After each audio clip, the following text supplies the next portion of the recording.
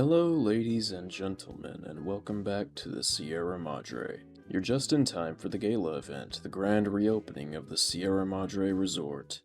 After assembling our Madres quartet at the Villa Fountain, we now move on to Phase 2 of our heist, triggering the Gala Event. This will require us to take our companions to two different spots around the villa, the Salida del Sol and the Puesta del Sol. The Salida del Sol is a relatively confined area, utilizing environmental hazards that players will have already become accustomed to. It throws in a couple of speakers, but for the most part, the environment isn't anything new. The trick here, however, is just how cramped everything feels. There's not a lot of room to maneuver here, so it's a good thing the courier is required to bring Dog. After all, he specializes in CQC. At least, when he's Dog. As for the task, it's pretty simple. At the end of the Salida del Sol is a power station. However, due to the decay of the junction boxes over the past 2 centuries, the levers have become incredibly difficult to pull, meaning that it must be Dog or God who stays here to do the task. In order to convince God to do this, the player must go out and kill 2 freshly spawned ghost people and bring their entrails back to God so that he can consume them, thus keeping Dog at bay. That is fucking disgusting. There are 2 alternatives though. The player could bring out Dog's personality using the audio log from Father Elijah and just explain to him the task. Or they could trick God and leave him trapped behind the locked gate. Or they could trick Dog and leave him behind the gate. Needless to say, neither would be happy with either. Now that the player is entering a deeper thicket of the Sierra Madre, they're going to be encountering larger packs of ghost people. This can be pretty overwhelming in such close quarters environments. If the player gets any ideas about running, they're going to need to be extremely careful to avoid traps, and not to mention get through cloud pockets as quickly as possible. The player will also need to utilize stealth so as to avoid the ghost people, which can be difficult given how perceptive they are and how tightly packed this area is.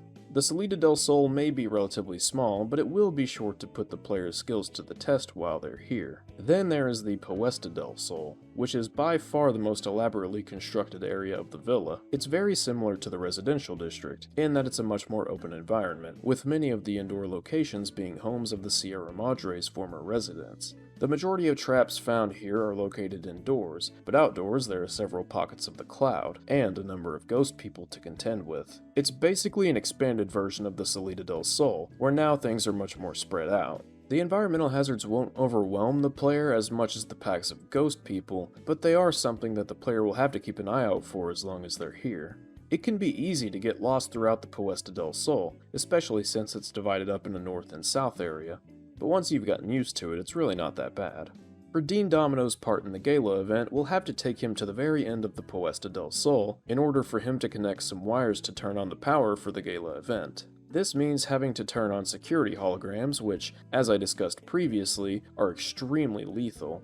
It's not too difficult of a task, all the player really has to do is get to a couple of terminals and activate the security holograms. But there's always the alternative. The player could choose to use speech checks in order to bully Dean into staying here without any of the security from the ghost people. But as you can guess, this would leave him more than a little pissed off.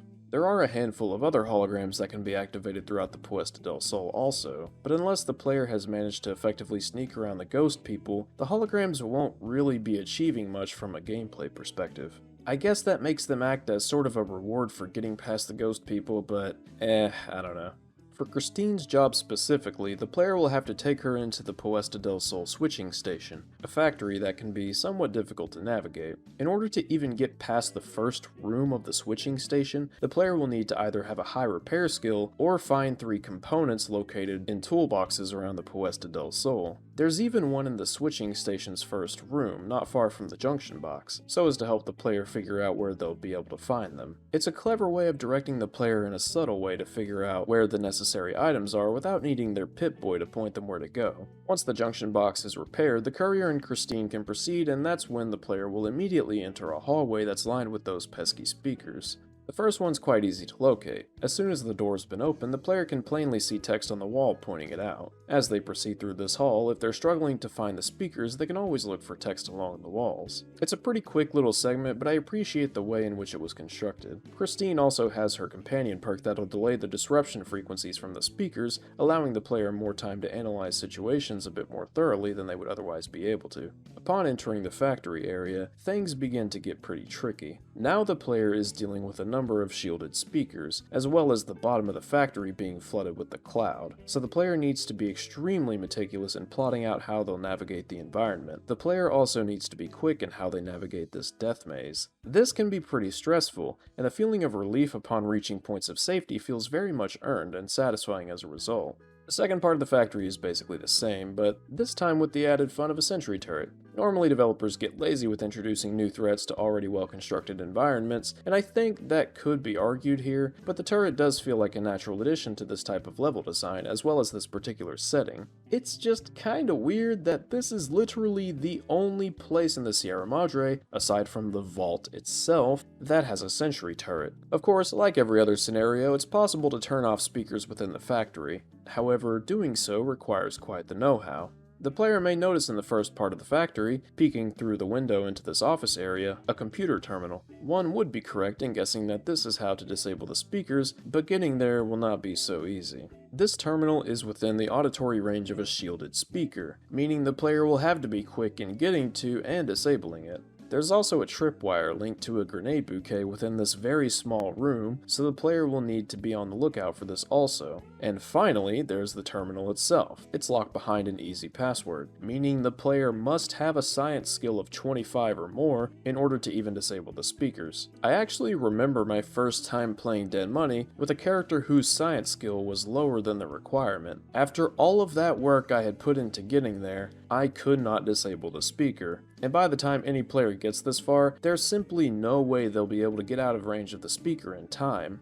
At least, not without jumping off the walkway down into the pit of cloud, and I don't think I need to explain why that's a bad idea at this point. However, that does lead me to my next point. Both within the Puesta del Sol and the Salida del Sol, there are terminals that allow the player to activate ventilation systems that'll clear out various pockets of cloud. This is extremely useful for not only helping the player backtrack through the environment, but allowing the player the freedom to explore more easily, which is very much appreciated as a reward after all that you've had to do to reach these terminals. This section is capped off with a conversation with Christine where the player must either convince her to go down into the elevator shaft, remember she has claustrophobia, or intimidate her / force her to do so. Considering that the former requires basically no effort on the player's part as all they need to do is hop on this terminal and click a couple of buttons, you would have to be an absolute fucking bastard to be bullying Christine. Shit, I can't blame her for wanting to kill you at that point, but I digress. When convincing her to stay, there's this really nice moment where she takes the courier's hand, and the player can reassure her that things are going to be okay. For female couriers, there's even a hint of romance to this scene. It's really sweet. For those of you wondering why it is that I love Christine, it's little moments like this. So finally, after all of that is the final task. At this point, the player will need to reach the bell tower in the Salida del Sol North in order to trigger the Gala event. It's a pretty straight shot from there, one just needs to follow the marker on their Pip-Boy, but that's not to suggest that this will be easy. In fact, it's far from it. The game has now taught the player everything that it can pertaining to the villa, but up to this point the player has almost always had a companion, the only exceptions being at the very start of the journey, as well as trips back to the fountain from where the player dropped off their companions for the gala. But even then the area would have been either cleared out, or mostly cleared out. But it's here in the Salida del Sol North that the player has to make an entire journey by themselves, and this will be by far the single most difficult part of Dead Money. Before we get to the journey to the bell tower though, one of the more interesting moments in the villa occurs upon stepping onto a rooftop here in the Salida del Sol North. Suddenly there's a new radio signal that's become available. Good thing I installed radios in the collars. Pip-Boys letting me pick them up. Running out of volunteers, last ones couldn't see beyond their own greed.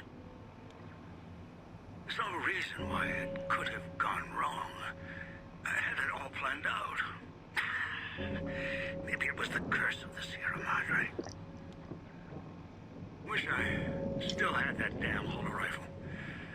Spent forever making it. Need to find it when this is all done. Sitting too long. Damned arthritis. Upon listening in, it turns out to be none other than Father Elijah.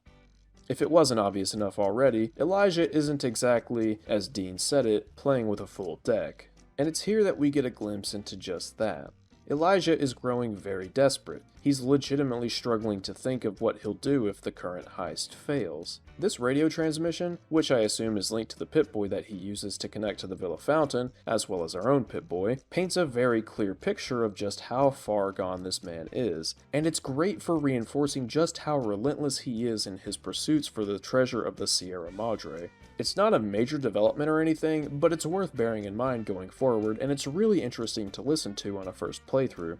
Now, going back to the very start of the DLC, the player was unlikely to encounter more than a single ghost person, at least if they went for dog first, and generally did their best to avoid enemies. But now everyone is positioned for the Gala event, and the player is going to find themselves completely alone. And this is where things begin to get brutal, even by Dead Money standards. The Salida del Sol is already a pretty tough area, being close quarters and jam-packed with ghost people, but the last time the player will have been here would have been either with Dog or God. Even though God is the weakest companion, it's still helpful to have that additional damage output as well as the aggro draw. But that was then, and this is now. Now the player is all alone in the heart of Ghost People territory within the streets of the Sierra Madre. That is, of course, unless they took the time to clear out the Salida del Sol north with Dog or God. When bringing Dog or God to the Salida del Sol for the Gala event, the player is going to be directed south, as Dog's Gala event position is placed on the southmost side of the district.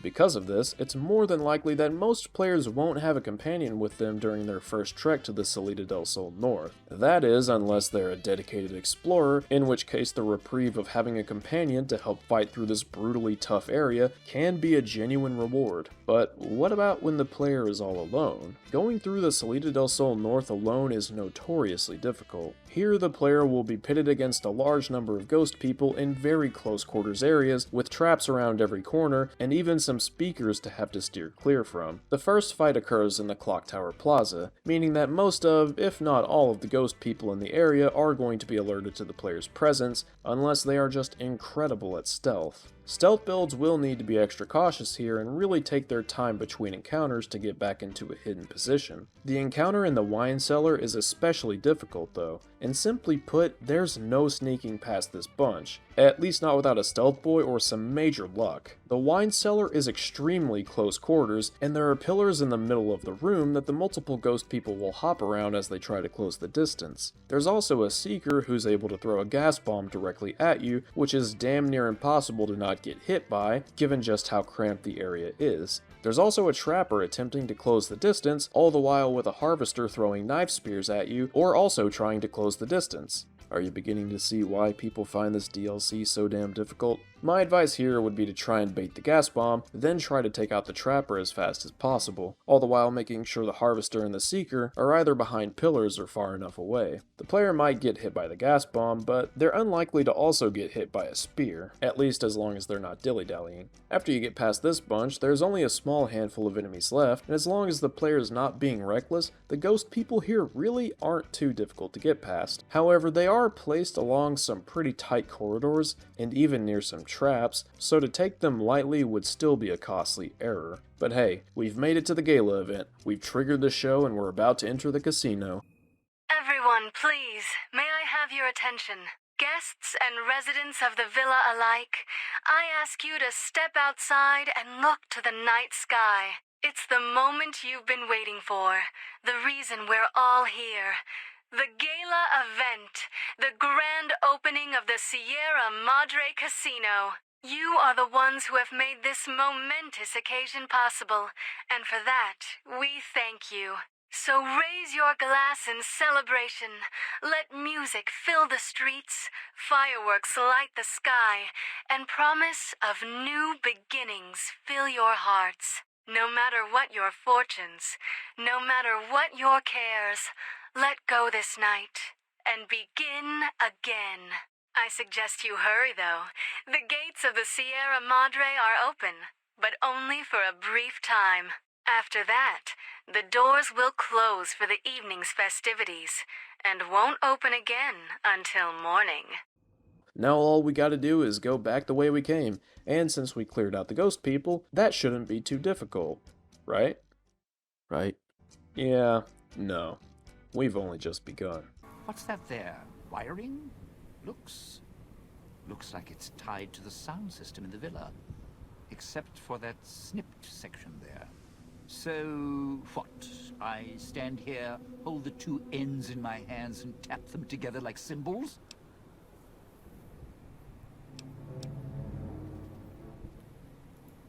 Well, safely? Around here, that word doesn't come cheap. Because there's more beneath the streets, in the buildings, and no, everywhere else. They hear anything out of the ordinary, especially music screaming through the speakers when I close the connection. They'll be here fast. Dean Domino warned the courier earlier that once the gala goes off, every ghost person within the Sierra Madre would make its presence known, and the game makes sure to show that to be the case. Once the gala is triggered, ghost people will spawn all around the villa, meaning that in order to reach the casino, the player will have to either fight like hell or run like hell. Right out, ghost people will close in on the clock tower and the player will be put into a state of caution, making stealth incredibly difficult to pull off here. Not only will the player find ghost people in spots they'd once cleared, there are several locations with newly spawned ghost people. The sheer numbers of these things during this sequence are utterly overwhelming, and it's pretty clear that the player is not intended to fight all of these things. I mean, hey, you're more than welcome to try, but unless you're one high-level motherfucker stocked to the brim with stim packs and ammo, I'd say it's best just to run for your life. Running past the numerous ghost people as you beeline to the casino can be legitimately thrilling and tense. The player knows at this point just how deadly these things can be, so leaving yourself vulnerable as you attempt to run past them is likely to get your ass cheeks clenched tighter than a fucking hydraulic press. And God help the players that get turned around during this run. Sweats doesn't even begin to describe the feeling of anxiety here, especially with all of these speakers going off that put the player at further risk of their bomb collar exploding. Yeah, because that's exactly what I fucking needed. It's also worth noting that players who try to go back to the spots they left their companions will find that they've already left for the casino. I mean, hey, your bomb collar's not exploding, so clearly they're still alive, at least for now. This is the escalation of everything the player has learned at this point, and they are expected to know how to handle every single bit of it. And after all of that, once the gala event is finally triggered, the player then has to backtrack through all of that with freshly spawned packs of ghost people, who've been awakened by the sounds of the gala event ringing throughout the villa. This is a nightmare scenario for players who opted to try and speedrun past everything on the way here. Typically what I'll do on the way back to the clock tower is clear out as much as I can. That way I can run past all the new packs of ghost people, no longer having to worry about traps along the way. It makes for a pretty effective escape plan, but even then the ghost people might get a few good attacks in. And that, my friends, was the gala event. This will unfortunately be the last time we see the villa until Dead Money has concluded. But I think the challenge of what they managed to pack into that short little while was pretty impressive. Next up will be our adventure through the casino, and though it may initially seem like a much safer place than the villa, it's definitely not without its dangers. Until next time.